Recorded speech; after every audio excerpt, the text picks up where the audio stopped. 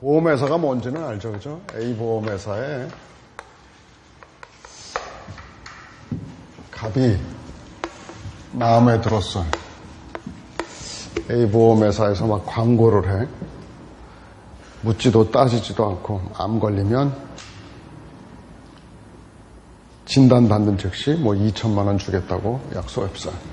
그래서 그 광고에 혹해가지고 얘가 오케이 그럼 나 들어야겠다. 그래가지고 A보험회사에 암보험을 들었어. 이렇게 옆으로 대등하게 해놓을까? 갑이. 그래서 서로 나 들겠다. 오케이 해가지고 받았는데 암 진단을 받게 되면 뭐 2천만 원을 주기로 하는 2천만 원을 암 진단금으로 주기로 하는 또 B보험회사와 의리 계약을 체결했는데 죽으면 사망 시 1억을 주기로 하는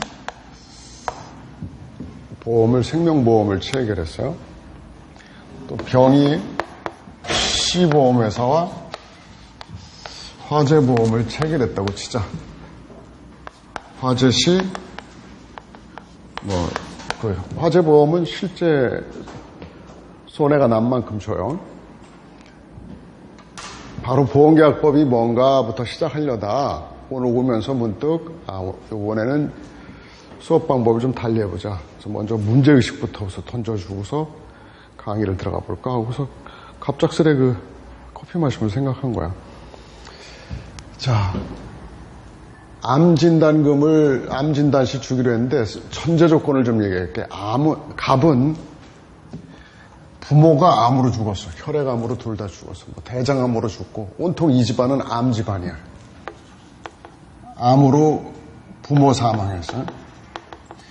다시 말해서 유전적 질환이 있다고.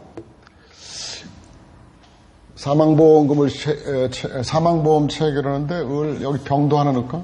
여기 병도 같이 체결했어. 얘는 남자 30세, 얘는 여자 30세. 얘는 정으로 하자. 정은 화재보험회사의 보험을 체결했는데 얘가 체결한 화재보험의 목적은 뭐 탈만한 물건이겠죠, 그죠? 건물을 가지고 있는데 그 건물이 지금 수리 중이야. 다시 말해서 증축공사 중이에요. 증축공사를 하면 어떻게 해야 됩니까? 뭐 용접도 하고 막 쓸어내고 막 그러겠지. 그래서 열이라든지 어떤 화재 발생 가능성이 있는 일화물질들이 많이 막 거기에 본드고 뭐고 올려놓고 있겠지. 증축공사 중에. 이때 보험회사가 얘네들하고 계약을 체결하려고 그러면 대가를 받고 내가 보험료라고 하는 게 이제 우리는 정의를 해나가야겠지만 대가를 받고 보험사고가 약정한 사고가 발생했을 때 이 약속한 급여를 지급하기로 하는 계약이 그런 거래가 보험이라는 거래인데 얘가 이 사실을 숨겼어요. 얘기하지 않았다면 갑은 보험회사는 모르죠. 또 얘가 유전적 질환이 있음에도 불구하고 암보험 계약을 체결하면서 그런 얘기를 하지 않았어요. 공정하다고 생각하지 않죠. 자, 보험 거래를 하게 되려면 이러한 세 가지 케이스. 여기서 또 남자 30세와 여자 30세가 계약을 체결하는데 똑같은 보험료를 받는다. 역시 공정하다는 생각이 들지 않죠. 그러니까 보험 거래는 내가 이런 얘기를 하고 싶었어. 보험 거래는 상당히 특수한 전제 조건이 깔려져 있는 거래예요. 거래란 뭐냐면 딜이지 딜. 거래를 하게 되면 줄 것이 생기고 받을 것이 생기는 것이 거래예요. 우리 많은 거래를 해요. 여러분은 버스 타고 왔죠. 또는 전철 타고 왔죠. 거래야. 내가 승차 요금을 지불하기로 하고 또 쟤는 나를 안전한 곳까지 네가 원하는 곳까지 태워다 주기로 하는 여객 운송 계약을 거래해요. 여객 운송이라고 하는 거래. 또 담배를 한 갑 산다 그런다면 내가 담배값에 상응하는 대가를 지불하고 너는 나에게 담배를 지급하겠다라는. 그러니까 거래는 뭐가 나오냐면 주고받는 것이잖아요. 그렇지? 그러니까 보험 계약도 거래예요, 거래. 거래라는 것은 주고받고요, 그러니까. 내가 줄 것이 생기고 받을 것이 생긴다라는 얘기거든. 근데 이 주고받고 거래에서 우리는 그 승차 거래를 할 때 뭐 특별히 고려해야 할 사항이 있을까 없을까? 그냥 버스라는 어떤 유형의 물건이 와서 서서 여기 있으면, 정류장에 있으면 우린 멀쩡한 버스구나. 이 마차가 아니고, 이거 뭐 허접한 그런 차가 아니고 그냥 그럴싸한 차다. 그럼 자, 버스가 와서 정류장에 딱 섰다라는 얘기는 뭐냐면 나 거래합시다라는 얘기란 말이에요. 그래서 난 네가 지불한다 그런다면 기꺼이 네가 원하는 곳까지 데려다 주겠소라고 하는 의사표시가 묵시적으로 드러나 있는 거예요. 꼭 말로 해서 타세요 이런 말 안 해도 묵시적 거래도 의사표시가 이루어지고 있는 거란 말이에요. 그래서 얘가 승차를 하게 되면 뭐 나 갈래요 이런 얘기 안 하죠. 그냥 승차하고 요즘은 뭐 스마트폰 같은 거 이렇게 대면 요금 결제가 이루어지고 주고받고 하는 건데 그 계약의 내용이 우리가 충분히 예단할 수 있는 예측 범위 안에 있는 것들이야. 담배를 산다 그럴 때 뭐 이 담배의 특성을 몰라가지고 뭐 이 사람한테 이 담배는 어떠한 내용의 함량이 어떻게 돼 있습니까? 물어본다든지 이러면서 그 주인이 특별히 뭐 알려줘야 할 것이 있다든지 그런 거 없죠. 다 알고 그냥 유형의 물건이기 때문에 그냥 산다고. 근데 이제 보험 거래도 똑같은 거래인데 이런 문제점이 있어요. A보험회사에서는 얘가 암보험을 청약해 왔는데 이 사람의 현재 상황이 어떠한 상황인지를 알 수가 없어요. 얘가 은폐하자고 하면 은폐가 돼버려요. 그래서 그냥 얘는 어떤 사람을 생각하고 암 상품을 만들었냐면 보통 일반적으로 건강한 사람들이 살다 보면 암의 발병할 확률이 어느 정도 된다라는 예측을 이 통계를 얘는 가지고 있어요. 그래서 그걸 근거로 해가지고 설계를 했는데 얘는 어떤 애냐면 보통의 사람이 아니고 암이 발병할 수 있는 유전적 질환을 이미 가지고 있는 애인데 들어온 거란 말이에요. 그러면 얘가 생각했던 전제가 지금 무너져 버리죠. 그러니까 보험 거래를 하려면 이 보험 거래는 좀 뭔가 달라. 아까 역의 운송 계약과 같은 것은 다 그냥 차 멀쩡하구나. 그리고 승객에 뭐 어떤 특별한 뭐 요구되는 것이 없으니까. 그런데 보험 거래에서는 얘에 대한 상태 이런 것들이 상당히 중요해요. 그리고 얘가 은폐하자 그러면 이게 뭔가 가격에 왜곡이 생긴단 말이에요. 그래서 보험은 정직해야 된다고. 그래서 나중에 이제 논의하겠지만 utmost good faith라고 good faith. 선의가 필요해요. 선의 계약. 거짓말 치자고 그러면 이 목적에 도달할 수가 없다고. 그래서 선의 계약인데 얘가 이러한 사실들을 감췄다든지 감추지 못하게 할 필요가 있죠. 그래서 그러한 것들을 우리 계약법 안에 고지 의무라 그래가지고 고하고 알려야 한다라는 의무를 상법에 두고 있는데 계약법에 두고 있어요. 이런 특수성이 있어요. 이런 걸 알아야 돼. 정보를 알아야 돼. 상대방에 대해서. 그 다음에 이 사람이 생명보험 계약을 체결한다 할 때 남자 30세의 사망 통계 우리 가지고 있어요. 근데 그 사망 통계를 가지고 있는데 얘가 어떤 또 유전적 질환을 가지고 있는지 뭐 이런 것들의 세세한 내용들을 고려하지 않는다 그런다면 보험단체가 건전하게 우리가 그 풀을 만들어가지고 다수의 계약자를 모아서 1인은 만인을 위해서 그 준비하는 제도가 보험제도인데 목적에 도달할 수가 없어. 그리고 또 남자냐 여자냐에 따라서 사고의 성향도 달라져요. 여러분 뭐 알고 있죠. 여자가 오래 살아, 남자가 오래 살아.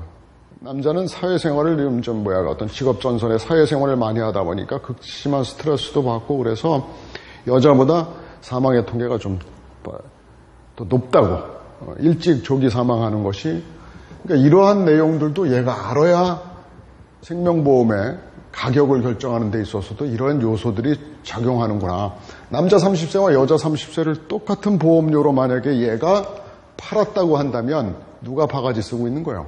얘가 더 비싼 보험료를 내는 거예요. 여자가 훨씬 사망률이 낮은데도 불구하고. 화재보험 계약을 체결할 때 우리는 정상적인 그냥 일반적으로 관리되고 있는 건물을 화재라는 사고가 났을 때 내가 보험금 주겠다라는 거래를 하는데 이 증축 중 공사 중이라는 사실을 얘가 알려주지 않는다 그런다면 그냥 정상적인 건물인가 보다 하고 계약을 체결했다 낭패를 볼 수가 있어요. 왜냐면 증축 중이다 보니까 뭐 용접도 하고 불꽃 튀고 그래가지고 화재의 발생 가능성이 높거든요. 그럼 자, 여기서 우린 이런 생각을 할 수도 있다. 그럼 이 거래를 제대로 하기 위해서 얘가 그러한 사정들이 존재하는가 일일이 조사해보면 어떨까? 그러면 공정한 거래가 가능하잖냐? 네, 조사합니다. 보험회사에서는 이 조사를 해야 한다고. 그 조사하는 역할들을 주로 하는 부서가 이제 언더라이팅 부서라고 하거든요. 언더라이팅이 뭐냐면 밑에다 쓴다라는 얘기 언더니까 언더에다가 라이트 한다, 서명한다는 뜻인데 청약서의 맨 아래에다가 서명한다라는 의미가 언더라이팅이에요. 그 얘기는 뭐냐면 계약을 승낙한다라는 의미를 갖고 있는 거예요. 그러니까 승낙하는 부서가 언더라이팅 부서예요. 보험회사에. 그런데 언더라이팅을 하기 위해서는 이런 사정들을 조사해야 될 거 아니에요? 이걸 우린 이제 앞으로 뭐라고 그럴 거냐면 위험 정보라고 그래. 위험을 조사해야 돼. 얘가 어떠한 사고 발생의 가능성이 있는지를 조사해야 한다고. 그럼 조사한다고 할 때 한번 생각해 봐요. 생명보험 계약 체결하는 사람이 수백만 명이에요. 이 사람들을 다 가서 만나보려고 그러면 얼마나 시간이 많이 걸릴지 느낄 수 있죠. 돈도 많이 들 테고. 또 한 방법은 이런 생각을 할 수 있어. 모든 사람들을 그럼 건강검진을 하자. 그리고 보험계약을 얘는 탈락시키고 얘는 받고 이렇게 하면 될 거 아니냐. 그렇게 해왔어요. 그게 우리나라 70년대까지만 해도 건강검진을 많이 했어요. 유진사 보험이라고 그래가지고 진단받고 생명보험계약을 체결했는데 이게 소수의 계약만 있을 때 못 살던 시절에 우리나라가 이렇게 지금처럼 잘 살던 못하던 시절에는 여유자금이 많지 않으니까 생명보험에 체결하려고 그러는 사람이 별로 없었어요. 그러니까 소수의 사람들이니까 검사를 할 수 있었는데 사회적으로 이제 먹고 살만해지고 이제 가처분 소득이 늘어나게 되니까 현재의 소비는 충분히 만족시키고 나니까 이제 장래를 걱정하기 시작하고 그게 이제 박신염대 되면서 확 나아지고 그러니까 생명보험이 무진장 많이 팔리게 되는데 그 사람들을 전부 다 진단할 수가 없어. 그러니까 이걸 어떻게 쉽게 편의적으로 조사할 수 있을까라는 거 우린 고안해내야 될 거 아니에요. 또 한번 생각해봐. 해상보험 계약을 체결한다 그럴 때 우리나라 한국 국적의 선박이 분명한데 얘가 지금 볼리비아에서 우리나라로 오는 뭐를 싣고 오는 선박이에요. 그래서 그 선박의 침몰 같은 위험에 대비해서 보험을 들고자 하는데 지금 볼리비아에 있어. 지구 반대편에 가 있다고 그 배가. 그거 조사하러 우리 비행기 타고 볼리비아까지 가가지고 그 선박의 크기라든지 그 용도라든지 그 안에 기관실에 있는 설비 이런 것들을 조사하러 거기까지 간다고 칩시다. 시간 굉장히 많이 걸리죠. 그 배는 지금 출항하려고 그러는데 기다려. 내가 볼리비아로 갈게. 하고 가서 조사하러 간다. 이것도 웃기는 얘기예요. 그래서 우리 인간들은 그 상황에 맞는 제도들을 만들어냈어요. 그래서 이 위험을 어떻게 파악해낼까 하는 방법 중에 실제 조사하는 방법이 가장 좋겠지만 실제 조사에 문제점이 좀 있단 말이에요. 시간과 비용이 너무 많이 든다. 그래서 신속하게 해결할 수 있는 방법을, 편의적인 조사 방법을 생각해냈어요. 편의적 조사 방법이 바로 뭐냐 그러면 난 네 말 믿을게. 나한테 솔직하게 얘기해줘라. 아까 utmost good faith라고 말했지만 선의를 상대방한테 기대하는 거야. 네가 나한테 모든 진실을 얘기해줘라. 난 그럼 그대로 믿겠다. 그리고 그거에 의해서 계약을 체결하겠어. 그러면 이렇게 한다 그럴 때 모두 거짓말을 할 수도 있잖아요. 너의 진술을 모두 믿겠다 그러면 다 거짓말할 거 아니야. 그러니까 뭐냐면 여기에다가 편의적 조사를 하기 위해서 아까 얘기했던 이제 고지 의무를 어떻게 고지 의무부터 시작하네. 고지 의무라는 제도를 만들었어. 우리 상법 651조에 보험계약자와 피보험자는 보험계약을 체결할 때 보험계약에 있어서 중요한 사실을 알려야 하고 그 중요한 사실을 부실하게 알려서는 안 됩니다. 다시 말해서 정직하셔야 합니다. 라고는 했는데 그럼 이 고지 의무만 부과하고 그냥 내버려 둔다 그런다면 그래도 거짓말 할 거 아니야. 그래서 거기다 만약에 하고서 뒤에다 만약에 네가 거짓말을 하면 이 계약은 외국의 약관에서는 무효가 됩니다. 우리 계약법에서는 해지할 수 있습니다. 해지가 뭐냐면 해약한단 말이야. 계약을 해약해서 너한테 네가 원했던 기대했던 그 급부를 안 줍니다라고 제재를 규정하고 있어요. 자, 그러면 보험계약법을 우리가 공부하려고 그러는 데 있어서의 문제점들은, 아니, 우선 문제의식은 조금 가지고 갈 수 있지 않을까. 내가 요 세 개의 케이스를 얘기했지만, 보험계약을 왜 체결하나 하는 거 우선 우리 아까 세 개의 그냥 내가 적당히 적은 그 케이스에서 한번 생각해 봅시다. 암보험을 들려고 그랬던 갑은 왜 들려고 그랬어요? 자기네 아빠, 엄마가 전부 다 암으로 사망했단 말이에요. 그래서 암이 얼마나 집안에 무서운지 이런 걸 알아요. 그래서 조기 사망했을 때 암 치료를 하기 위해서 얼마나 큰 돈이 필요한가. 그리고 사망보험을 드는 사람은 내가 조기에 사망하면 나 죽으면 상관없지만 내 자식은 또 가족의 이런 것들을 생각해 볼 때 버려지게 될 아이, 자기 자녀 이런 걸 생각하니까 자기 사망 후에 생활자금이 필요하단 말이에요. 근데 자기가 생활자금을 만드는 방법은 저축하는 거지. 조금씩 저축해 놓으면. 근데 저축은 뭐예요? 시간이 어마어마하게 걸려. 1억이라는 돈을 모으려고 그런다면 내가 만약에 소득이 500만 원이다 그러면 100만 원씩 모아도 몇 년이 걸릴지 우린 상당히 오랜 시간이 걸린다는 걸 알 수 있을 거예요. 그런데 보험이라는 것은 시간을 완전히 다 파괴해버려요. 가입 즉시 목표 자금에 도달해. 그냥 1억 원짜리 보험에 가입하면 가입만 되면 내가 사망할 경우 1억을 주잖아. 그러니까 저축도 내가 생활자금이 필요에 대해서 나의 생활자금 필요에 대한 것들을 니들을 충족시키는 제도이면 틀림이 없지만 시간이 너무 많이 걸리는데 보험이라는 건 이 시간을 완전히 파괴하니까 우리나라도 이제 먹고 살만해지고 그러면서 그러나 갑작스럽게 1억씩 2억씩 이렇게 만들 수는 없고 근데 보험이라는 상품이 있더라. 그렇다면 내가 저축을 애써 100만 원씩 이렇게 오랜 동안 하는 것보다 그 돈의 일부를 보험료로 지불하고 바로 즉시로 그 문제를 해결할 수 있는 것이 보험이구나 해서 내가 사고자 하는 욕구가 생긴 건 틀림이 없는데 여기서도 중요했던 게 뭐냐면 그 사람에 대해서 보험계약을 체결하려면 보험료를 산정해야 되는데 이 보험료 산정은 모든 이에게 보험료를 똑같이 받는다는 건 안 된다는 걸 우린 느꼈다고. 남자 30세와 여자 30세는 분명 사망의 확률이 다른데 어떻게 같은 보험료를 받아? 그러니까 보험료를 계산하기 위해서는 뭔가 위험에 대한 정보가 필요하구나. 그런데 그 위험 정보를 일일이 그 사람이 어떠한 질병에 걸려 있는지, 어떤 유전적 질환이 있는지, 어떤 수술을 한 사실이 있는지 뭐 이런 것들을 알고 싶은데 다 조사하러 다니려면 시간과 비용이 너무 많이 들어서 아주 간이한 편의한 조사 방법을 우린 고안해냈어요.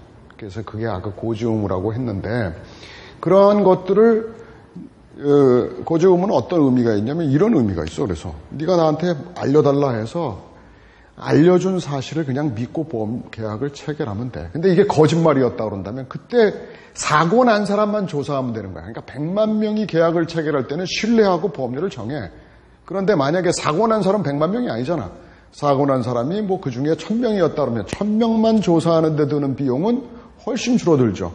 그러니까 고지의무 제도는 일단은 계약을 체결할 때 네 진술대로 믿고 모든 조건을 결정하되 사고 난 사람 소수에 대해서만 조사하는 방향으로 선회한 거예요. 그래서 이 보험제도가 오늘날 이렇게 막 융성하게 활용되게 된 것인데 중요한 건 하여튼 정보를 알아야겠다 하는 걸 알죠. 또 그 다음에 화재보험 계약을 체결한다 할 때 화재 그 건물이 어떤 상황에 있는지 이를테면 또 화재보험에 드는 그 건물이 용도가 뭔지 이런 것도 굉장히 중요해요. 주거용 건물은 어떻습니까? 하루에 불을 켠다 해도 가스불 3번 정도 켜. 커피 마시면 4번 켜고. 그런데 중국집은 어떻습니까? 화로에 계속 불이 타올라, 그죠? 불만 낸다고 그래가지고 막 불로 막 그 이연복쇼 보면 뭐 그렇잖아요, 그죠? 그러니까 화재의 가능성이 이것이 상업용이냐, 즉 중국집이냐, 아니면 주거용이냐에 따라서 화재의 그 불의 사용의 빈도가 다르고 화재의 발생 가능성이 다르단 말이에요. 이런 것들을 일일이 조사해야 되는데 곤란하다. 그래서 새로운 제도를 만들어야 할 필요가 있어. 우리가 운송계약을 체결하는데 뭐 고지의무를 요구하는 거 그런 거 없잖아요. 당신 뭐 차 타고 가다가 갑자기 심장 질환이 있습니까? 차 타고 가다가 혹시 뭐 할까봐 비행기 타시면 당신 뭐 어떤 발작 일으키는 거 아니야? 그래서 승객한테 그런 거 물어봅니까? 그런 거 필요 없잖아요. 그렇지? 그러니까 그런 것들이 필요 없지만 보험계약에서는 이 위험 정보가 굉장히 중요하다고. 이 말을 좀 위험 정보가 이 위험이라고 하는 말, 이거에 대한 정보들을 수집해야 할 필요가 있어요. 정보 제어하기 때문에 그래. 또 한편으로는 또 그래요. 내가 암보험을 든다고 그러는데 나는 지금 무엇이 걱정돼서 어떤 특정, 어떤 암 이런 것들에 대비하기 위해서 들려고 그러는데 이 보험은 암보험인데 어떤 암이냐면 특수한 어떤 특정 암에 대해서만 안 주는 그 보험을 지급하지 않기로 하는 그런 상품이야. 설계 자체가. 그러니까 모든 암을 다 담보하는 보험 계약하고 똑같은 사람이 계약을 체결한다 그럴 때 10개의 암을 담보하는 계약하고 담보한다라는 말은 커버하는 2개의 암을 커버하는 보험하고 어떤 보험이 보험료가 더 비싸야 될까요? 당연히 10개를 담보하는 암이 커버가 많으니까 사고 발생이 더 많으니까 그거에 대한 준비 자금도 더 많이 당연히 받게 되겠죠. 그러니까 그런 계약 중에서 어떤 계약은 특히 이 특정 암에 대해서는 면책 사유로 하고 있는 거야. 보험자가 보험금 주지 않겠습니다라고 하는 상품인데 그냥 암보험인 줄 알고 그냥 암보험이라고 알고 얘는 계약을 체결해서 그래가지고 나중에 정말 얘는 정직하게 아직 암 발병 안 했어요. 정직하게 계약을 체결해서 그랬는데 자기가 암이 걸린 거야. 그래가지고 암보험을 청구하면 되겠다 했더니 웬걸 그 보험회사와 체결한 계약은 췌장암은 제외되어 있는 상품이야. 몰랐어 그걸. 그러니까 쓸데없는 거를 계약하는 수도 있겠죠. 자기가 정말 원하는 위험이 아니라 엉뚱한 위험을 담보하는 보험에 가입하는 일도 있을까 없을까? 있어요. 왜 그러냐면 그냥 명칭이 암보험 그렇게 돼 있으니까 그냥 그런가 보다 하고 계약 체결하는 거예요. 사망보험 그러니까 모든 사망을 다 담보하나 보다. 화재보험 그러니까 모든 화재를 다 담보하나 보다. 여기서 이런 문제가 있어요. 수식을 하나 만들어 볼게. 가입자를 N이라고 합시다.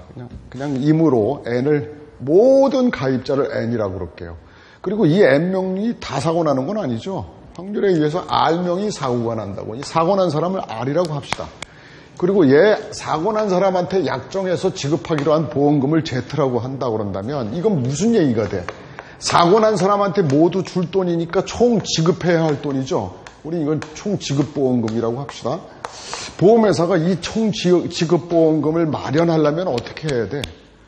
N명한테 객출을 하는 거 아니야, 그죠? N명으로부터 객출하는 보험료가 P야. 프리미엄이라고 합시다.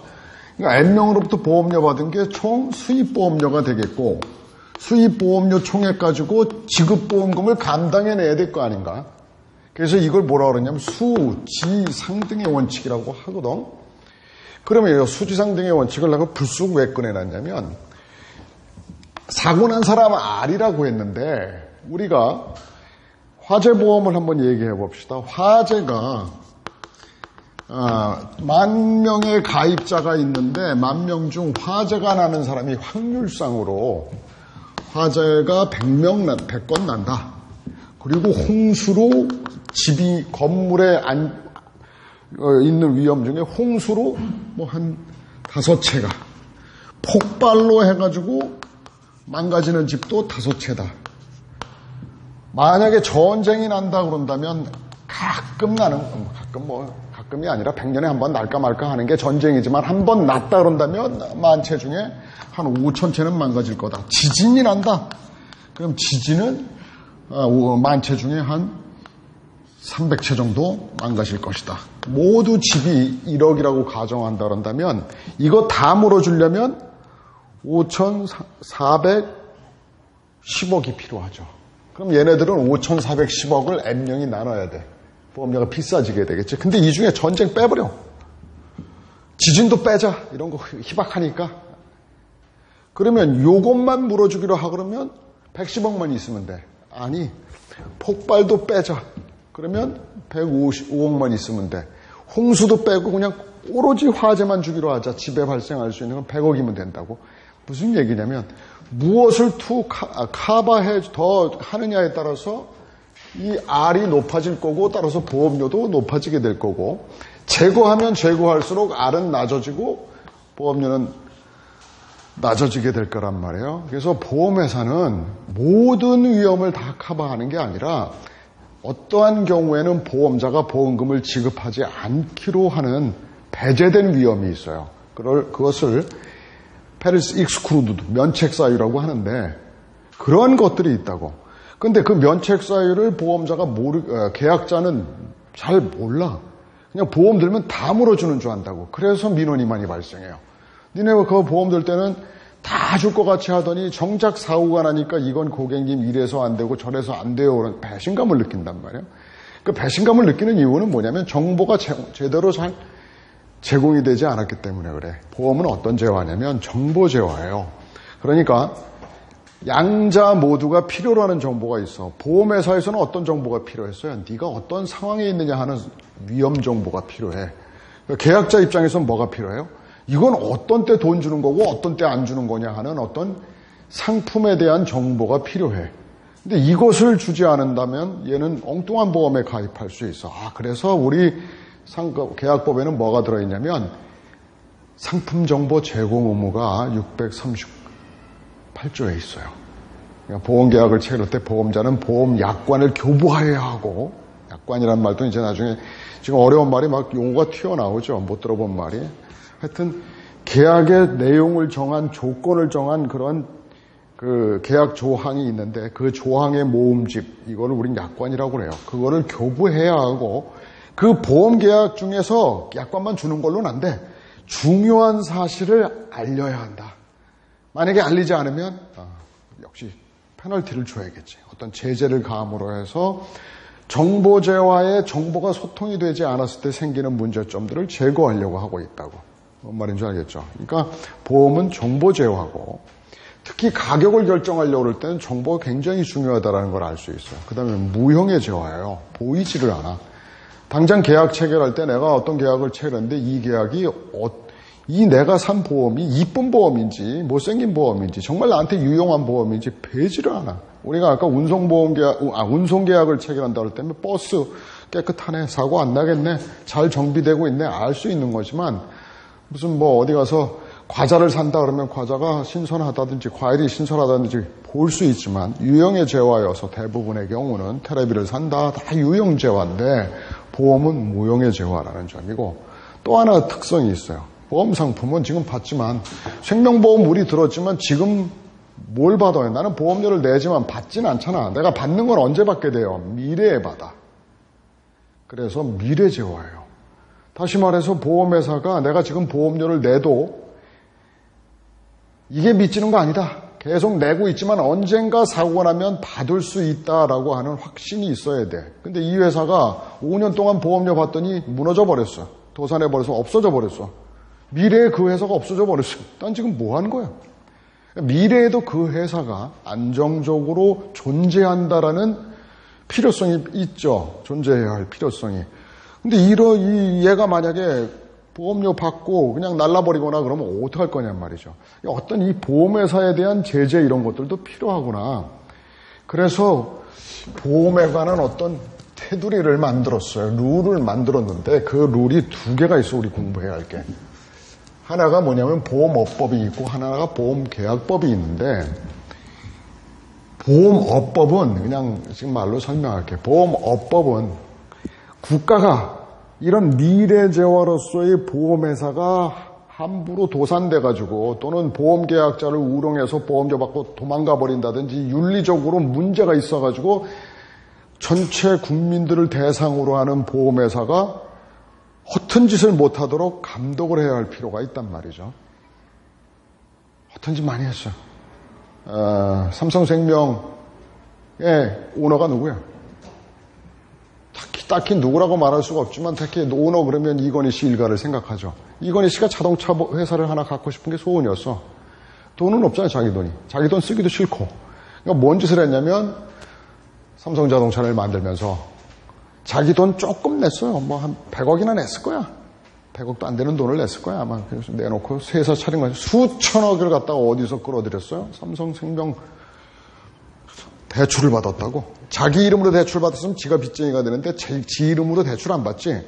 삼성자동차 이름으로 대출을 받는 거예요. 신생회사에 이건희의 명령이 없더라면 신생회사에 삼성생명에서 대출해 주겠어요? 안 해주겠어요? 안 해주겠지. 근데 총수가 저기다 대출해줘 그러니까 어마어마한 돈이 대출대에 들어가가지고 삼성 망하면서 그 돈 누가 다 고스란히 피해를 보는 거예요? 삼성생명이 피해보는 거예요. 그 채무자 삼성자동차가 없어져 버렸잖아. 그 얘기는 누가 피해보는 거예요? 그 돈 누가 낸 거예요? 국민 대다수가 낸 거예요. 가입자가. 그 돈이 그냥 하루아침에 그냥 종이 휴지 조각이 되어버렸단 말이에요. 이러한 일들로 기업의 총수가 자기의 사금고로 돈주머니, 호주머니 역할을 해왔다고 금융기관들이. 그래서 여러분 그런 얘기 많이 듣죠. 금산분리. 금융자산과 산업자본, 금융자본과 산업자본을 엄격하게 분리해야 한다라는 원칙이 김대중 정부가 국민의 정부 서면서 그 원칙이 확립된 거예요. 그리고 강화된 게 노무현 정부고 후퇴시킨 놈이 누구예요? 희대의 사기꾼 이명박이 박근혜가 후퇴시켜버렸던 거지. 그래 다시 이제 우리 새로 이 정부가 이제 출범하면서 그런 부분들에 대해서 돌아가려고 하는데 문재인 대통령이 내가 무지하게 지지하고 그러는데 최근에 좀 나를 좀 실망시키는 부분들이 몇 개 있는데 그걸 완화하겠다. 그래서 이제 인터넷 뱅크 얘기를 하면서 카카오 이게 혁신산업이다. 혁신산업 아니야. 카카오뱅크가 만약에 막 늘어난다 그런다면 고용 줄어드는 거지 결국. 은행에 인원 감축이 생기는 거지. 타 은행의 인원이. 그 산업이 성장하면서 고용이 늘어날 것은 착각하시는 거 아닌가 싶어요. 그 카카오뱅크가 자본을 충분히 모으려고 하니까 산업자금은 안 된다. 금융회사만 돈을 출자하라 그러니까 돈이 안 모인다 이거야. 그래서 산업자본도 들어올 수 있게 길을 예외적으로 터주자. 예외적으로 터주면 항상 문제가 생기는 거야. 그래서 거기에 지분을 만약에 이재용이가 지분을 한 50%좀 갖고 있게 됐다. 그럼 은행 하나 갖는 거예요. 자기 포켓 하나. 그래서 금산분리의 원칙은 김대중 노무현 대통령께서 확립했던 그 원칙, 그거 절대로 그게 후퇴돼서는 안 되는데, 야, 이게 좀 이상하게 가고 있어. 다른 거 다 좋은데 거기 좀 이상해. 지금 그거 안 돼. 어쨌든 보험업법은 바로 뭐냐면 금융회사로서의 보험회사가 윤리적으로 운영될 수 있도록 규제 감독하는 조직에 관한 법이라고 한다면 우리가 이 자리에서 이제부터 공부해 나갈 법은 뭐냐면 보험거래에 관한 법이에요. 그러니까 국가의 간섭이 아니라 당사자들 간의 사진 상호 간의 거래에 관한 법이에요. 그래서 보험계약법을 이제 보면 보험계약법은 합성어로 되어 있어. 그 전에 내가 좀 이런 얘기를 할까. 우리 페르디낭드 드 소시르라는 친구가 있었는데 그 스위스의 언어학자예요.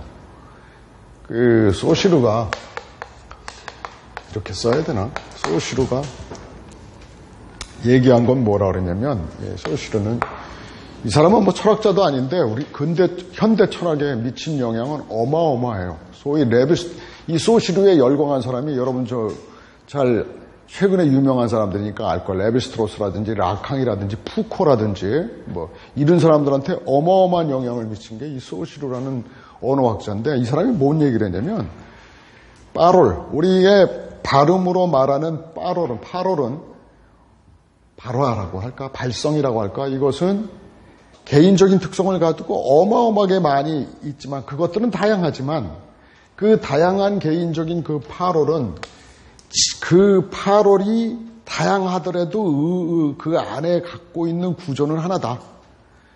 예를 들어서 우리가 말하는 것 중에 나는 너를 사랑해. 사랑한다. 이 말하고 나는 니를 사랑한다. 이거하고 발음은 다르지, 그치? 근데 우리는 이 의미는 어떻게 알고 있어? 나는 니를 사랑한다라고 하는 것은 방언이지, 방언. 지방의 방언이고 나는 너를 사랑한다는 표준어일 뿐이지 의미에 있어서는 어때요, 여러분? 이 근저에 있는 본질은 뭐예요? 영어식으로 표현하면 I love you잖아, 그치?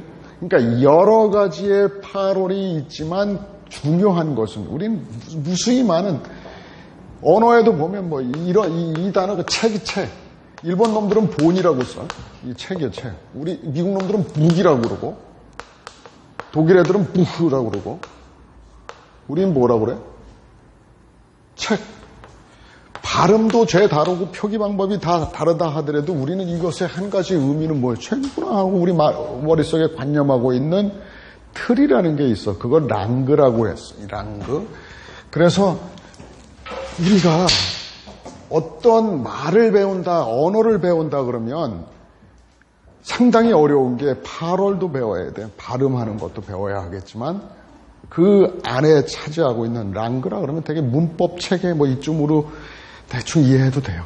그런 것들을 알아야 돼. 보험계약법이라는 것은 여러분 이제 보험계약법은 처음 들어보는 건데, 처음 이제 공부를 하는 건데, 보험산업에서 사용되고 있는 파롤이 있어요. 내가 여러분 처음 들어보는 고지의무를 얘기해서, 그리고 면책사유를 얘기했고, 뭐 뜬금없이 위험이라는 말을 했고, 그런 말이 있고, 이 말의 근저에 있는 근본적인 본질적인 거, 그 랑그, 규칙, 이런 것이 있어요. 규칙. 근데 발음보다 더 말이라는 것은 우리가 자꾸 사용하다 보면 말은 알 수가 있는데 여러분들은 뭐에 그 안에 들어가야 되냐면 이 다양하게 사용되는 말의 근저에 있는 이 규칙들, 랑그, 문법 체계들을 이해해야 한다고. 보험계약법을 내가 분석하면 이렇게 말할 수 있어요. 보험 거래에 사용되고 있는 언어가 있고 그거에 대한 랑그가 법이라고. 그러니까 이 랑그는 뭐냐면 본질이에요. 밖으로 드러난 말은 뭐 책이라고 말하건 뭐 여러 가지 방법으로 표현될 수 있고 다양한 신조어가 생겨날 수 있고 있겠지만 변하지 않는 한 가지는 뭐냐면 랑그야. 문법의 툴, 체계, 구조 이런 것들이. 우리는 구조를 공부할 거예요.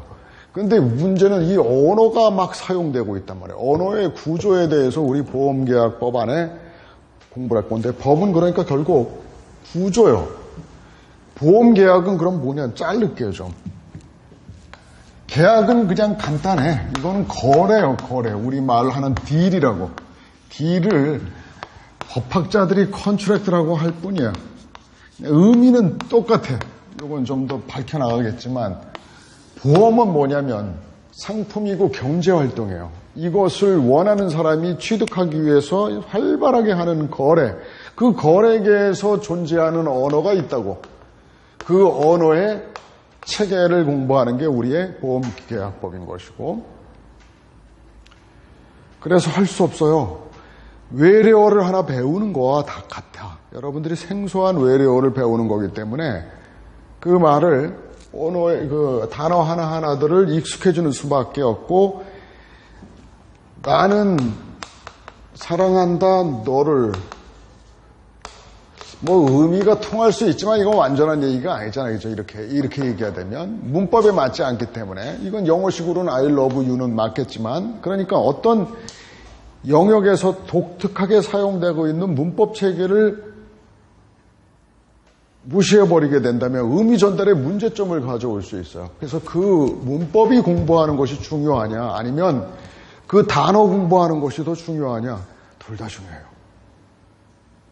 그 보험계약법을 강의할 때 내가 늘 느끼는 게 뭐냐면 그래서 많이 이 보험계약법 안으로 바로 들어가고 싶지만 이 언어들의 기본적인 몇 가지의 언어들을 모르는 상태에서 체계를 계속 들어가는 게 문제가 있어서 오늘 한 시간은 어쩔 수 없이 이쪽으로 오늘만큼은 이 언어를 좀 공부해야만 해요. 자, 하여튼 보험계약법이라는 말은 합성어로 되어 있죠. 보험이라는 훌륭한 하나의 단어, 그리고 계약이라는 또 하나의 독립된 단어, 그리고 법이라는 독립된 단어. 오늘 책들 칠 일은 없을 거예요. 그냥 나만 쳐다보면 돼. 자, 그래서 세 개의 독립된 단어가 합성어인데, 그럼 우리나라에 보험계약법이라는 법이 있느냐? 없어요. 상법이 있어요. 상법이 있는데 민법과 상법이 바로 거래법의 대표 선수예요. 그런데 민법은 뭐냐면 백성민자니까 일반인의 거래, 일반인 거래. 상법은 연예인 거래. 그러니까 상인. 우리 일반인 그럼 대비하면 연예인이더라. 연예인들이 우리를 이룰 때 일반인이라고 말한다고 하더라. 상인들을 말할 때 상인이 누구야? 개성상인 생각해봐. 오로지 돈 버는 거에 그냥 관심이 집중되어 있는 사람. 잘 때도 깨어 있을 때도 잠을 잘 때도 늘 주판을 두들기면서 돈 번을 궁리만 하는 사람. 그럼 이런 상인들의 거래와 일반인의 거래가 똑같이 거래라는 이유로 같은 방법으로 규율한다면 좀 문제점이 있지 않겠느냐라고 하는 생각을 할 수 있게 되죠. 그래서 우리는 거래법을 민법과 상법 이렇게 따로 만들어 놨어요. 그런데 거래라는 본질은 똑같잖아 라는 측면에서 민상법을 통일한 나라도 있어요. 스위스가 그런 나라야. 민상법을 같이 상인이나 일반인이나 거래는 다 똑같지 않아 라고 하는 쪽도 있지만 대다수의 국가들은 민법과 상법을 여전히 준별하고 있어요. 그건 왜냐하면 상법과 민법에서 규율하는 대상인 거래가 둘 다 거래이지만 칼라가 너무 다르다. 그래서 이 상법의 규율하는 것은 상인들의 거래라는 그 상적 칼라를, 커머셜 칼라를 이걸 도저히 이와 같이 할 수 없다 해서 상법을 만들었는데 예를 들어 이래. 매매라는 것이 거래죠. 사고 파는 거. 주고받고가 다 거래야. 매매 계약은 책을 사고 판다고 한번 해봅시다. 그랬을 때 교보문고에 가서 내가 책을 산다라는 거하고 또는 친구와 또는 선후배 간에 책을 산다라는 걸 한번 바꿔 생각해봐.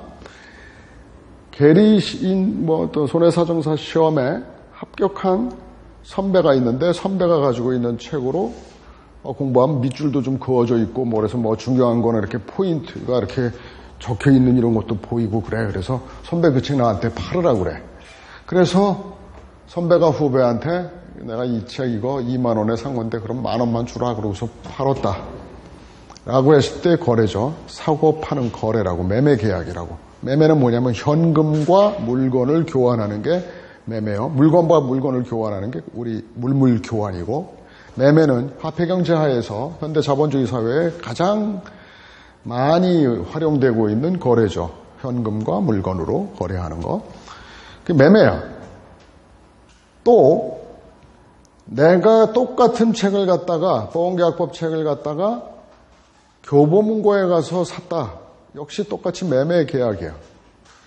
두 개의 그 매매에 있어서 내가 칼라를 좀 어떤 그 색깔이 어떻게 다른가 한번 보자는 얘기예요.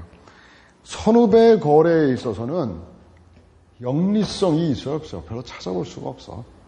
오히려 후배이기 때문에 싼값에 그냥 내가 이 책 합격한 기념으로 내가 이렇게 공부했다라는 거로 갖고도 싶었는데 후배가 나 공부 열심히 할 테니까 팔으라고 그래서 대가로 10,000원을 받기는 했지만 아마 후배에 대한 정이 더 그 안엔 들어있을 거예요. 그래서 격려도 하지. 그래 내가 10,000원 주고 10,000원 줘라. 그리고 팔면서 꼭 합격해라 하는, 거기서 영리성을 별로 찾아볼 수 없고 또 무엇보다도 반복성을 찾아볼 수 없어. 이 선배가 나중에 팔 거에 대비해가지고 보험계약법 책을 한 20권 사가지고 거기다 줄 쳐가면서 공부했을 리는 없을 거 아니야. 한 권 팔았으면 끝이야. 이례적이라고. 한 번 거래하고 끝인데 교보문고는 뭐해? 싸놓고 팔아. 반복적이고 영리성이. 책을 사가는 사람한테 합격을 하건 말건 아무 상관없어. 걔네들은 관심이 없어요. 정의란 애정 같은 거는 아예 없고 교보문고는 영리성이야. 돈 준다니까 파는 거고, 돈 주고 사겠다는 사람이 있으면 싸놓고 팔아. 계속적으로 판매를 한다고. 그리고 후배하고 계약을 할 때 이렇게 말할 수 있어요. 형 근데 내가 10,000원 지금 당장 없는데 다음 달에 용돈 받으면 줄게요. 그래? 그럼 그렇게 하라. 이게 가능해. 기간도 좀 충분한 기간을 둬서 그래. 우리 거래 그렇게 할 수 있어. 일반인들의 거래는 영리성이 없기 때문에. 근데 상인한테 가가지고 한 달 있다 주겠다든지 그러면 한번 쳐다볼 거야. 그죠? 상인은 왜 지금 즉시 결제될 필요가 있어요. 시간이 중요해. 시간이 돈이야, 상인에게. 영리성을 추구하는 그 상인에게 있어서는 완전히 칼라가 달라. 그래서 똑같은 거래라 하더라도 색깔이 다르니까 신속성을 내용으로 하고 영리성을 추구시키는 상법을 따로 두자. 그래서 이 상법은 상인법이에요.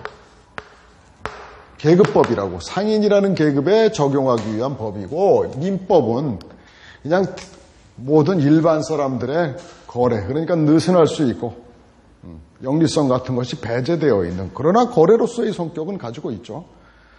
달라 좀. 그래서 우린 이렇게 얘기해. 모든 사람은 일단 기본적으로 백성이죠. 일반 사람이죠. 그러니까 이게 기본적인 법이에요, 이게. 그래서 이것을 일반법이라고 그러는 거예요. 일반인이 하는 일반법. 이건 뭐라 그래? 일반과 좀 다르잖아. 달라. 칼라가 달라. 그래서 특별법이라고 그래. 우리는 많은 법들 중에 일반, 특별 이런 말들을 많이 쓰게 될 거예요. 어떤 것들은 일반법이다, 어떤 건 특별법이다. 자, 일반이라는 말을 처음 들어보죠. 자, 그 단어에 대해서 지금 머릿속에다가 이렇게 집어넣어. 어떤 개념을 집어넣냐면, 일반이란 말은 뭐냐면 언제나 어디서나 누구에게나 똑같아. 언제나 그러하다. 어디서나 그러하다. 누구에게나 그러하다. 그것이 특별하다라는 얘기는 그럼 뭐예요? 언제나가 아니다. 한시적인 기간을 두어가지고 언제부터 언제까지는 이렇게 한다라는 건 특별법이에요. 이를테면 외국의 정상들이 와서 우리나라에 와서 무슨 회의를 한다 그러면 여기 지금 굉장히 그 교통난이 심각할 테니까 그때 그 기간에 한해서만 특별법을 하나 만들어가지고 이부제를 하자. 홀짝수제 운행을 하자. 그 기간만 적용되는 법이에요. 특별법이지, 그 기간 동안. 특별한 장소에서만 적용하기로 하는 법. 어느 곳에서만 또는 어떠한 사람에게만. 자, 상법은 어떤 측면에서 특별법이에요? 누구에게 적용하느냐면 누구나가 아니라 상인에게만 적용되는 법이다. 상인. 그래서 상법이에요. 우리 보험계약법은 그럼 왜 상법에 적용을 받을까? 상인이 있어요, 상인이. 그럼 상법에 적용받는 건 뭐냐면 상인 대 상인. 상인 대 비상인. 일반인, 비상인. 어쨌든 한쪽은 반드시 상인일 때 상법이 적용되는 거예요. 이걸 뭐라 그러냐면 상인 대 상인 거래를 쌍방적 상거래. 이거를 일방적 상거래라고 하는데 어쨌든 상인의 거래에 대해서 상법이 적용된다. 그럼 상인이 누굴까? 기업이 대표 선수지. 상인의 대표 선수가 기업이야. 보험회사 상인이죠. 해서 보험회사와 비상인인 일반인들이 하는 보험 거래가 상거래고 그것을 규율하는 법은 그러니까 상법이구나. 여기까지 이제 유추가 됐죠. 그래서 상법에는 상거래만 있는 게 아니라 해상거래도 있겠죠. 해상기업이 해상물류를 갖다가 막 여기저기다 날르고 하는 그런 거래도 있을 거고, 렌트카 업체의 여객 운송 업체도 있을 거고, 돈 벌려고 하는 기업들이 여러 개가 있지.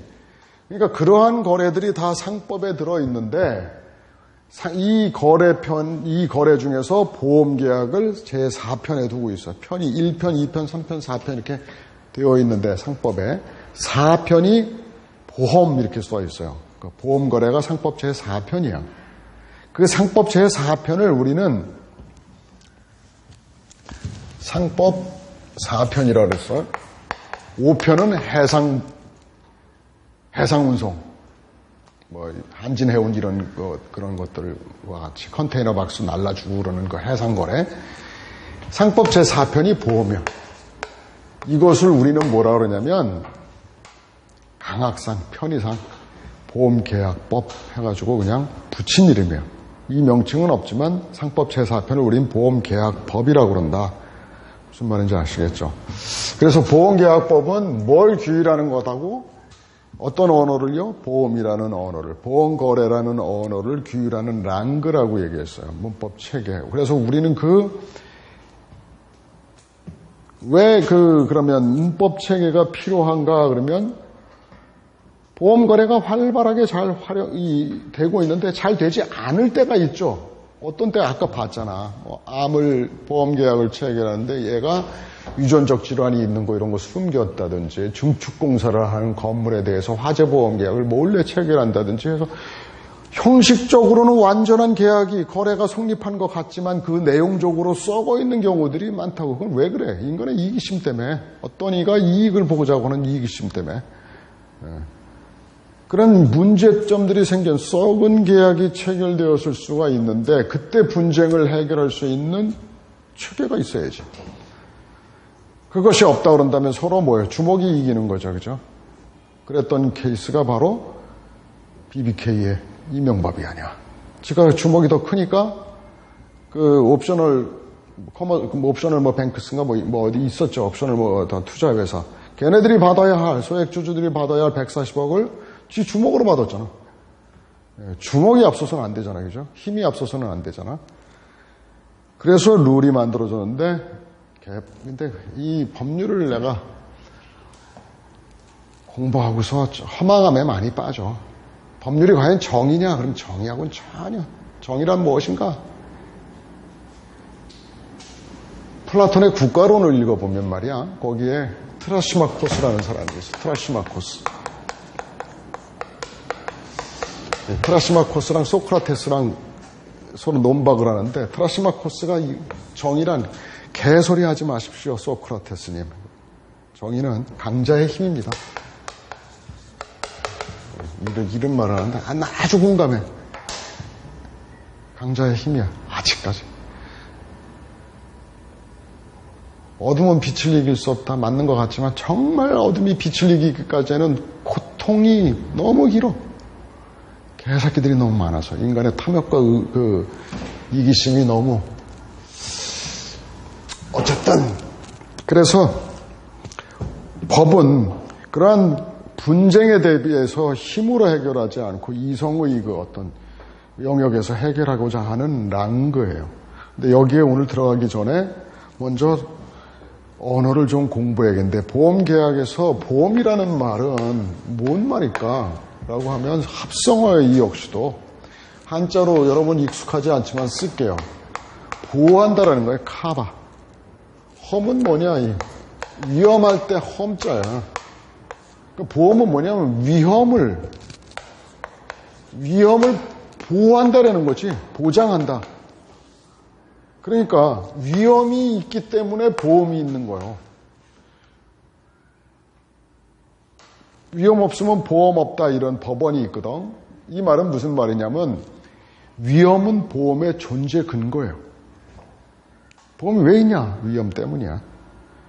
그런데 이 위험을 처리하기 위해서 생겨난 보험이라는 상품은 이 위험을 어떻게 다루고 컨트롤하고 어떻게 설계해 나갈 건가가 한 1600년도, 1400년도 정확하게는 1400년도 모험대차 시절부터 하면은 한 7, 800년 동안 이 위험을 인간이 어떻게 처리하고 핸들링해 오는가 하는 과정 속에서 별의별 제도들이 파생되면서 언어가 분화된 거야. 모든 언어라는 것은 분절 언어죠. 대부분의 언어들은 뭐 아주 미개한 언어, 섬에서 사용하고 있는 원시인들의 언어는 그냥 분절되지 않는 어떤 몇 개의 어휘만 가지고 있다. 뭐 생각해 볼 수도 있는 거지만, 내가 아는 한 모든 좀 문명이 비문명 국가라고 했던 어느 나라에도 가보면 어떤 루트를 가지고, 뿌리를 가지고 있는 그 어근에다가 무엇을 더하고 하면서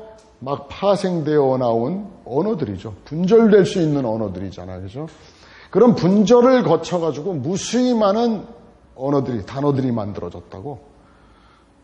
합성시키고 쪼개고 그러면서 무수히 많은. 그러면 그 루트에 해당하는, 어근에 해당하는 게 바로 뭐냐? 위험이에요, 위험. 그래서 그 위험을 알면 보험이 그냥 쭉 보이게 되거든. 그래서 보험거래에서 사용하게 되는 주된 단어, 보험의 존재 근거였던 위험. 근데 이 보험 누가 만들었어요? 우리가 만든 게 아니잖아요. 서양 아이들이 만들었으니까 영어로 돼 있지. 영어지. 언어의 기본 토대가 되었던 것들이. 그래서 리스크를 좀 봅시다. 리스크, 그럼 위험이야. 리스크가 뭐냐? 그냥 우린 위험, 그러고 우선 넘어가도 되는데, 보다 근본적으로 공부를 여러분들이 하기를 바래. 내 이 강의의 목적은 여러분들이 보험계약법에 물론 시험이 있으니까 공부를 해야 하는 거지만, 더더욱 내가 원하는 바는 여러분들이 이 강의를 통해 가지고 여러분들이 그 보험업계에 나가서 흔들리지 않는 어떤 본질적 본질적 체계, 랑그를 확립해서 회사에 또는 독립업자로서 일을 할 때 저 사람의 그 이야기는 틀림없어라는 평을 받을 수 있는 전문가가 되기를 좀 바래. 그래서 좀 더 깊숙이 들어가고 싶어요. 그래야 나중에 보험이 수리적 계산을 하든 또는 어떤 실무적으로 상품을 바라보든 상품을 만드는 사람이 계리사고 그 상품을 분석하고 해석하는 사람이 손해사정사인데 어쨌든 이 상품에 대한 깊은 이해가 가능한 거예요. 상품의 설계는 위험에서부터 출발하는 거니까 좀 더 들어가 보겠습니다. 리스크가 무엇냐에 관해서 두 가지의 입장이 있어요. 근데 한 가지의 입장은 뭐냐면 uncertainty라고 리스크는 결국 uncertainty입니다 라고 하는 입장. I냐? T-A-I-N-T와 certainty? 맞나 이거? 스펠은 내 이제 certain 맞아? I 들어가 안 들어가? 영어가 그냥 그렇다고 uncertainty 그냥 말로 불확실성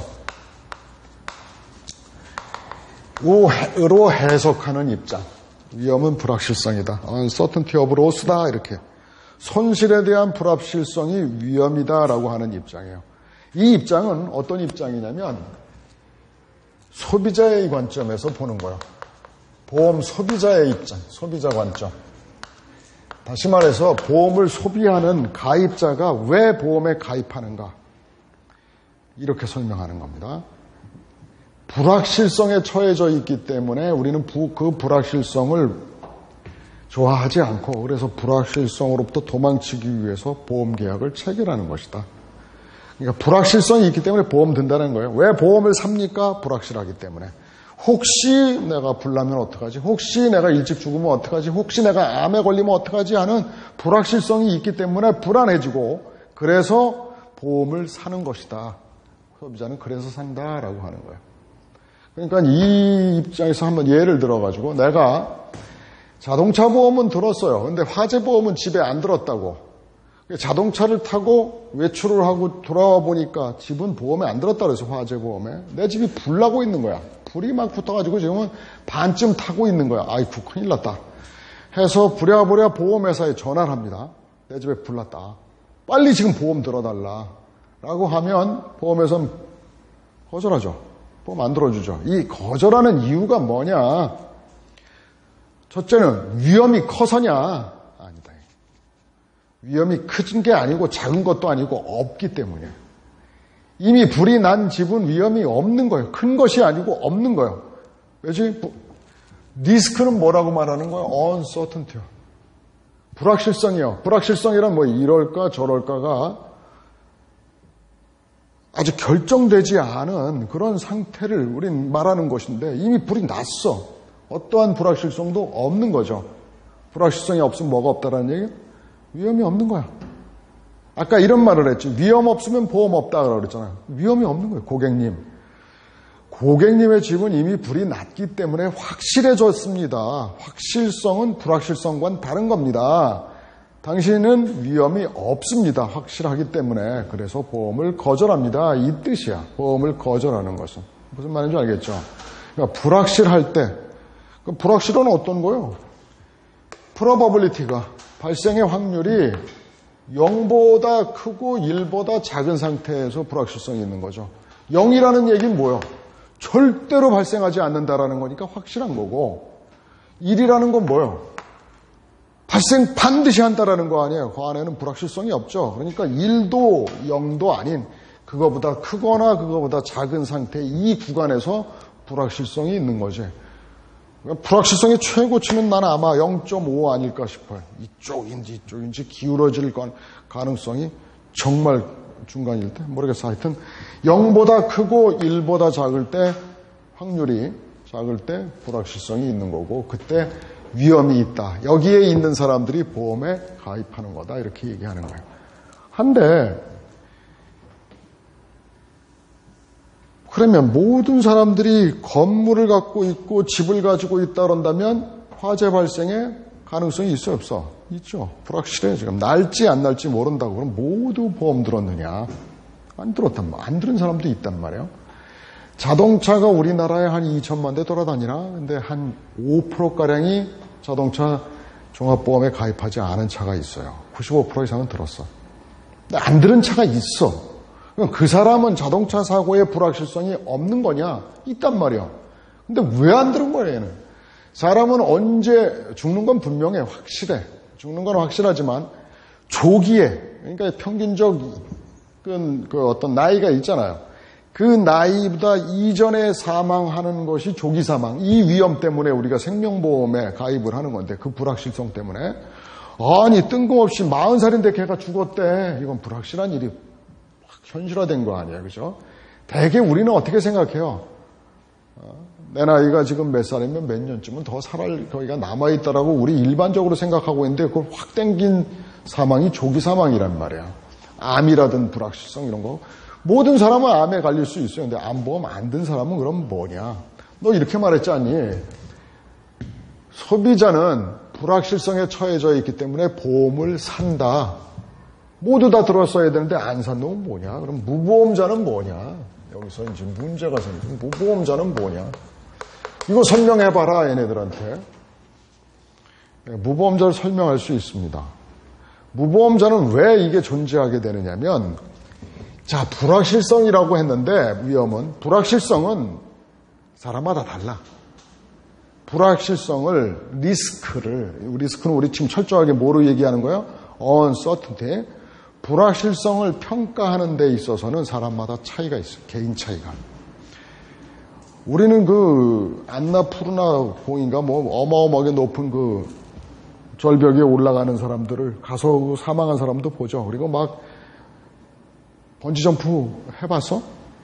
그거 즐기는 사람들도 있어. 그치? 뭐 그거를 하나 난 이해가 안 되는데 그거 즐기는 사람도 있고, 나는 절대로 안 해. 난 청룡열차도 안 타. 막 이렇게 하는 거 있지? 이게 제일 더러울 때가 그거지.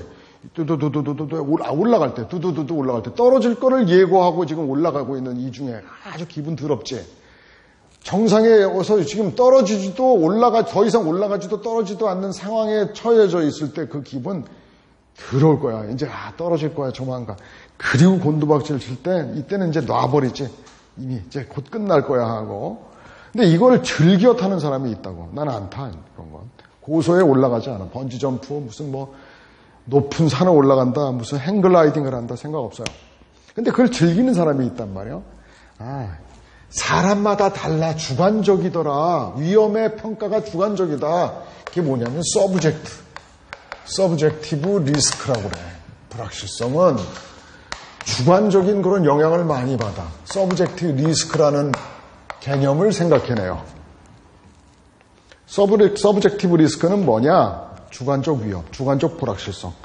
사람마다 불확실성을 평가하는 데 있어서는 개인적 차이가 있다. 왜 그런 개인적 차이가 생겨나는가? 성격. 원래 성격이 쟨 담대해. 환경. 그런 사람들 속에서 살아왔어. 소심한 사람들 속에서 살면 소심해져요. 환경, 주변 여건, 교육 정도. 무식하면 용감해. 모르면 용감해. 아프리카에다가 있지, 호랑이를 풀어놨어. 그랬더니 카젤이라고 그 있지, 왜 그 귀엽게 생긴 그 동물. 세상 처음 보거든. 사자면 도망갔을 거야. 근데 호랑이를 보고 호기심에 이렇게 앞에 있는 거야. 어떻게 됐어? 2초 후에 사망했지. 무식하면 용감한 거야. 모르니까. 정보가 없어, 호랑이에 대한 정보가. 그러니까 첫째는 성격, 이걸 좌우하는 거, 성격, 환경, 교육 정도, 뭐 여러 가지가 등이 우리의 주관적인 위험 평가에 대한 것들을 다르게 만들어요. 귀신이 있어, 없어요? 귀신 없어. 유령 없다고. 지금 귀신 있다고 생각하면 뭐하지? 근데 아무도 없는 이 교실에 여러분 혼자만 남아있다고 치고 주변은 전부 다 깜깜하다고 생각해봐. 귀신이 좀 있어질걸? 난 실제 체험이 있었어. 내가 옛날에 시골길을 걸어가는데 어두컴컴한데 그때 가는 길에 시골길들은 가로등이 띄엄띄엄 있잖아. 거의 없어. 옛날에니까. 내가 80년대 이었으니까 가는데 귀신은 제로지. 확률이 귀신은 없어. 라고 확신했단 말이야. 그리고 이렇게 가는데 완전 껌껌한 산길을 거슬러가지고 어느 마을을 내가 찾아가는 중이었다고. 근데 발자국 소리가 누가 나를 쫓아오는 것 같고 저기에 걸려있는 빨래가 소복 입은 여인으로 보이기 시작하는 것은 좀 잠깐 있다가야. 점점 프로버빌리티가 어디로 달려가는 줄 알아? 일로 달려가더라니까. 내가 왜 그래? 환경이 그렇게 만드는 거야. 어마어마하게 꼼꼼한 환경 속에서 나는 귀신은 없다, 유령 따위는 없어라고 했던 내가 점점 불안해지고 막 노래를 부르고 있는 나를 발견하게 되고 어느 순간에는 있어 뛰기 시작해. 그냥 뛰어서 막 나 걸음만 날선전하고 뛰었다고. 그때 날 또 쫓아오는 소리가 내 발자국이 들리는 거야. 막 거의 그냥 혼비백산해가지고. 그래서 목적지에 도착하니까 다시 내 마음은 평정을 찾아서 귀신이 어딨어 이렇게 하고 제로가 되지만 상황에 따라서 환경에 따라서는 그 불확실성의 크기가 이렇게 달라진다는 거 우리 체험할 수 있잖아. 그럼 어떤 얘기를 하고자 하는 거냐면 보험에 가입하지 않은 사람은 이 서브젝티브 리스크가 다르다. 그래서 이것을 세 가지 타입으로 통상 나누는데 하나가 뭐냐면 위험, 회피자, 하나는 위험 중립자, 위험을 평가하는데 중립적인 태도, 위험에 대해서 오히려 선호하는 선호자, 이렇게 세 수로 나눌 수가 있어요. 위험 선호자가 그 안나 푸르나봉에 가는 친구, 위험 중립자는 그냥 그거에 대해서 가능성을 이도 저도 아닌, 위험 회피자는 위험을 어떻게든지 회피하려는 사람. 자, 음주운전을 한번 보자. 술 먹으면 단 한 잔만 먹어도 대리운전을 부르는 친구가 있냐면 강정호가 있잖아. 그는 뭐야? 위험을 낮게 평가하는 거야. 음주 위험의 위험을. 그래서 1년 인생 망쳤잖아. 농사 완전히 망쳤잖아. 강정호가 이런 케이스지. 나 한 잔만 먹으면 난 대리 부르거나 아예 걸어가거나 아니면 대중교통 사용한다고 나. 이거 갈등하는 친구가 있어. 음주운전을 할까 말까 하고 갈등하는 친구. 중립적인 태도를 하겠지. 물론 굉장히 스펙트럼은 많아. 그지? 넓지 스펙트럼이. 선호한 타입부터 회피하는 타입까지 많은 스펙트럼이 있는데 크게 유형화한다면 보험 업계에서는 세 가지로 분류를 해요. 그러면 보험을 드는 사람은 누굴까? 얘라는 거 금방 알겠죠? 얘네들은 안 들어. 왜일까? 중립자랑 선호자는 왜 안 들까? 아까 이런 말을 했지. N명의 계약자가 있는데 R명 사고가 난다고 그랬을 때 지급하는 보험금을 Z라고 하자 그러면 그들에게 분배를 N명한테 나누어서 P라는 보험료를 받는다고 그랬지. 이 보험료 P는 또 하나의 언어가 나왔네. 순보험료라고 하죠. 순보험료. 보험료 중에서도 순이야. 네트 프리미엄이야. 순보험료. 뭔 뜻이냐? 그러면 순수하다는 뜻이야. 즉 순전히 손실에 충당하기 위한 보험료의 구성 부분. 보험료는 그러면 순보험료 외적인 게 구성되어 있구나. 또 하나의 단어를 공부하자. 보험료는 우리가 그냥 보험료라고 말하면 당연히 그것은 총보험료야. 합쳐져 있는 총보험료고 당연히 그거는 영업 현장에서 받아가는 보험료다 해서 영업보험료야. 우리가 그냥 지금부터 보험료 그러면 뭐요? 총보험료. 그거는 영업보험료예요. 이걸 쓰건 안 쓰건 보험료는 총보험료, 영업보험료를 말하는데 이것은 어떻게 구성되어 있냐면 순보험료와 여기에 부과되어 있는 부가보험료로 구성되어 있어요. 부가보험료도 또 새로운 단어가 나왔네. 자, 순보험료를 내가 뭐라 그랬어요? 손실에 충당하기 위한 보험료의 구성 부분. 근데 그것만 받고는 뭐야? 보험회사가 영업을 못해. 받은 돈으로 손실에 충당하고 자선기관이야? 상인이라고 그랬잖아, 보험회사는. 상인은 뭘 한다고 그랬어요? 영리를 추구한다고 그랬잖아. 대가를 받아야 될 거 아니야. 그 대가에 해당하는 부분이 부가보험료야. 이거는 받았다가 사고 난 피해를 복구하는 데 쓸 재원이고 보험회사가 거기다 뭘 좀 마진을 붙여 먹어야겠다. 이게 부가보험료예요. 대개 순보험료가 70%, 그 다음에 부가보험료 한 30% 이렇게 받아요. 그래서 부가보험료를 뭘 쓰냐면 부가보험료로 광고해. 광고 모델로 나온 그 모델들 있지?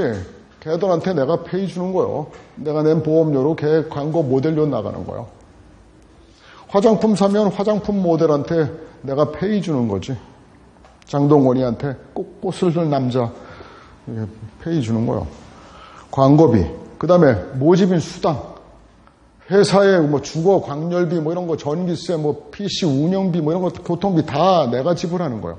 플러스 직원 인건비, 그 다음에 주주에 대한 배당금 뭐 이런 거 다 포함해서 내가 줘야 한다고, 부가보험료. 얘는 위험이 중립적인 태도야. 이도 저도 막 이럴까 말까 고민하고 있던 차에 이것만 받는다 그러면 한번 생각해 보려고 그랬는데 부가보험료로 내가 더 내라고? 에이, 싫어. 당연히 이렇게 말하겠지. 위험 선호하는 애들은 꺼져 그러겠지. 안 팔려. 다시 말해서 위험에 모든 사람들이 중립적인 태도를 갖는다거나 선호적인 태도를 갖고 있다면 보험은 위축됩니다. 다행스럽게 이런 사람은 많지 않아요. 대부분의 사람은 위험 회피적인 태도를 가져. 좀 더 주더라도 내가 장래가 안정적이었으면 좋겠다라고 생각하는 사람이 거의 대부분이야. 근데 문제는 좀 더가 어느 만큼이냐가 중요하지. 순보험료에 대해서 좀 더 내가 지불할 용의가 있어. 근데 이 좀 더가 어마어마하게 크다 그러면 저항을 받죠. 안 팔려 그러면. 그 좀 더가 합리적이다라고 판단된다면 소비자는, 합리적인 소비자는 보험을 위험에 대해서 회피적인 태도를 가지니까 가입하려고 하겠지. 그 포인트를 찾는 거. 그것이 최근에 이건 아직 모델로 만들어지지는 않았는데 보험 상품론에서 이 위험 회피자가 추가적으로 더 지불해도 좋다라고 기꺼이 생각할 수 있는 그 포인트를 찾는 게 최근에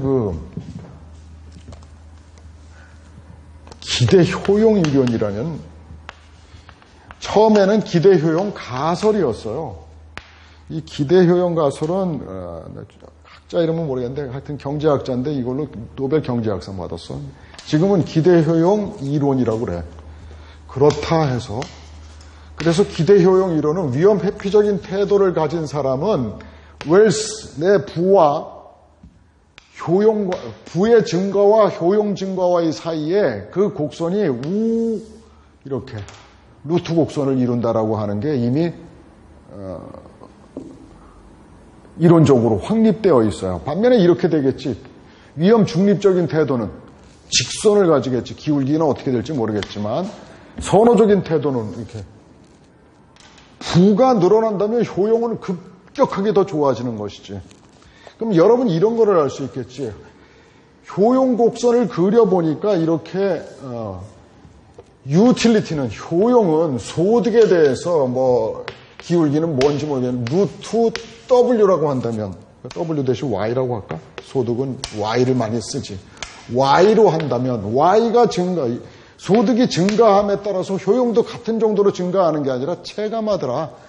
소위 한계효용 체감법칙, 고센의 한계효용 체감법칙 유사하죠. 그죠? 그거에 의한다 그런다면, 그러면 요 탄력성을 가지고 어느 정도에서 이렇게 되겠지. 여기서 요만큼의 소득이 증가할 때 여기서 요만큼의 효용이 증가하는 폭이 어떠한가를 따라서, 만약에 현재 얘가 재산 상태가 이 Y 스타인데 이 상태에서 보험료를 이만큼 받게 되면 이만큼 효용이 떨어진다라는 거 아니야. 그러면 이 저항대를 갖다가 산출해낼 수 있다면 제가 저항을 더 하지 않을 교묘한 포인트에다가 부가보험료를 얹어가지고 보험을 받으면 보험이 왕성하게 팔리겠구나 하는 생각을 할 수 있겠지. 그런 연구들을 하는 사람들도 있어, 상품론에서. 그러니까 바로 여러분들은 그런 것까지는 뭐 관심 가질 필요 없고, 아니 계리사는 뭐 앞으로 그걸 공부해야겠지만 우리는 여기서 이 점을 얘기해 두자고. 위험은 불확실성이다. 그래서 불확실성이 있어서 사람들은 보험에 든다. 근데 안 드는 놈도 있더라. 그 안 드는 무보험을 설명할 수 있는 것은 바로 주관적 위험이다. 또 하나의 이유는 있어. 소득이에요. 소득. 돈 없으면 못 들어. 그렇지만 그 소득이 일정하다고 가정한다면 왜 보험 안 드는 사람이 있는가라고 하는 것을 설명할 수 있는 게 서브젝티브 리스크다. 10분만 쉬었다가 또 하나의 리스크를 봅시다.